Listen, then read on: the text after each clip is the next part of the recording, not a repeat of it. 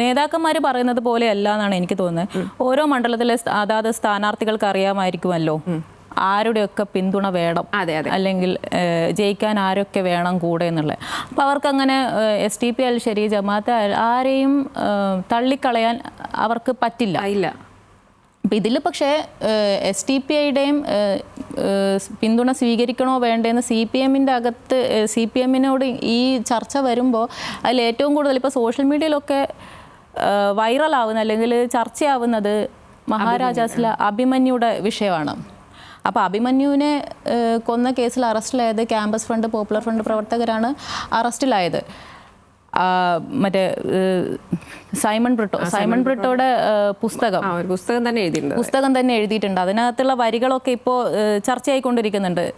അഭിമന്യുയുടെ മൃതദേഹം കണ്ടിട്ട് അമ്മ പൊട്ടിക്കരഞ്ഞാൻപ്പെട്ട മകനെ എന്ന് നിലവിളിച്ച് അഭിമന്യുയുടെ അമ്മ പൊട്ടിക്കരയുന്നതിനെ കുറിച്ചൊക്കെ സൈമൺ ബ്രിട്ടോ എഴുതി ആ കാര്യങ്ങളൊക്കെ അത് വളരെ അഭിമന്യു എന്ന് പറയുന്നത് കേരള ക്യാമ്പസ് രാഷ്ട്രീയത്തിൽ അടുത്ത കാലത്ത് ഉണ്ടായിട്ടുള്ള ഒരിക്കലും സംഭവിക്കാൻ പാടില്ലാത്ത വളരെ നമുക്ക് എല്ലാവർക്കും അതിപ്പോൾ ഒരു മനുഷ്യൻ എന്ന നിലയിൽ എല്ലാവർക്കും വിഷമം ഉണ്ടാക്കുന്ന വേദനിപ്പിക്കുന്ന ഒരു സംഭവമാണല്ലോ. അതിൽ അഭിമന്യു ഉയർത്തിപ്പിടിച്ച രാഷ്ട്രീയം പറയുന്ന CPM ആ അഭിമന്യുവിനെ ഇല്ലാതാക്കിയ ആളുകളുടെ പിന്തുണ സ്വീകരിക്കുന്നു ആ രീതിക്ക് ഒരു വിമർശനം വരുന്നുണ്ട്. അതൊരു വൈകാരികമായിട്ടുള്ള വിഷയമാണ്. അതിനകത്ത് പാർട്ടി എങ്ങനെയാണ് അതിനെ എന്തായാലും പിന്തുണ സ്വീകരിക്കേണ്ടതായിട്ടുള്ള ഘട്ടങ്ങളിൽ പിന്തുണ സ്വീകരിച്ചേ പറ്റുള്ളൂ തെരഞ്ഞെടുപ്പിന്. പക്ഷേ ഇങ്ങനെയുള്ള വിഷയങ്ങൾ ഇവരിതെങ്ങനെ വി ഡി സതീശൻ ചോദിക്കുന്നുണ്ട്. അഭിമന്യുയുടെ മാതാപിതാക്കള് കാല് പിടിച്ച് മാപ്പ് പറയണമെന്ന് വി ഡി സതീശൻ പറയുന്നുണ്ട്.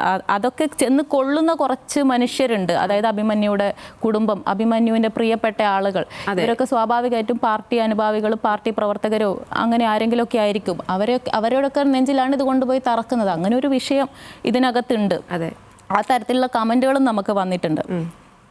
മുഹമ്മദ് ഷാഫി പറയുന്നത് SDP-യുടെ വോട്ട് നമ്മുടെ ഇടതുപക്ഷ സ്ഥാനാർത്ഥികൾ വാങ്ങരുത്, കാരണം അഭിമന്യുവിൻ്റെ ആത്മാവ് പൊറുക്കില്ല.